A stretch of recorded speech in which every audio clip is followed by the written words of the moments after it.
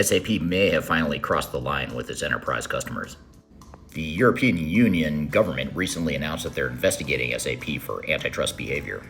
And this antitrust behavior that they're alleging is focused on third-party maintenance and SAP's unwillingness to create an open market for third-party maintenance. Now, a lot of the research I've done on this really focuses on a company called Rimini Street, which provides third-party SAP maintenance. And what EU is saying is that SAP is making it very restrictive and very difficult for customers to do anything other than use SAP for maintenance and support on their products. And what's even worse is when customers do leave SAP maintenance and support, go to a third party like Rimini, and then decide at some point in the future they want to come back to SAP and resume support and maintenance through SAP, they're back charging that customer for all the maintenance and support that they didn't realize as a company at SAP. Now, I've been saying for years now that I feel like SAP is acting a lot like Google and Microsoft did back in the early 2000s when the EU investigated them as well.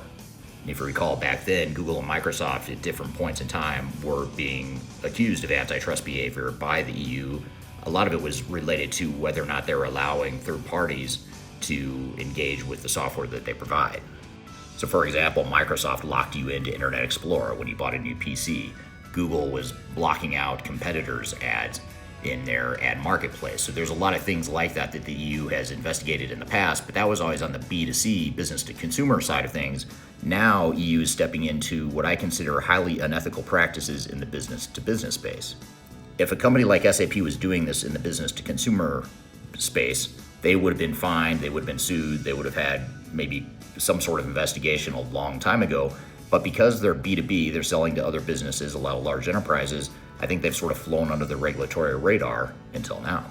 Now, I grew up in the SAP space. I started my career as an SAP consultant. We have a lot of clients that use SAP. We're helping clients through their SAP journeys as we speak. We're helping some clients recover their failed SAP journeys.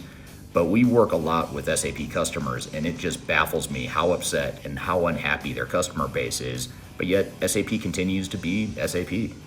To me, this is a lot like buying a car. When you buy a car, you're not forced into getting your oil changed at the dealership that you bought it from. You could, but you can also go to hundreds or thousands of other alternatives out in the marketplace, and your dealership can't do anything about it, and nor should they. But I'm curious to hear what you think. What do you think about this entire situation? As far as what I think, here's what I think.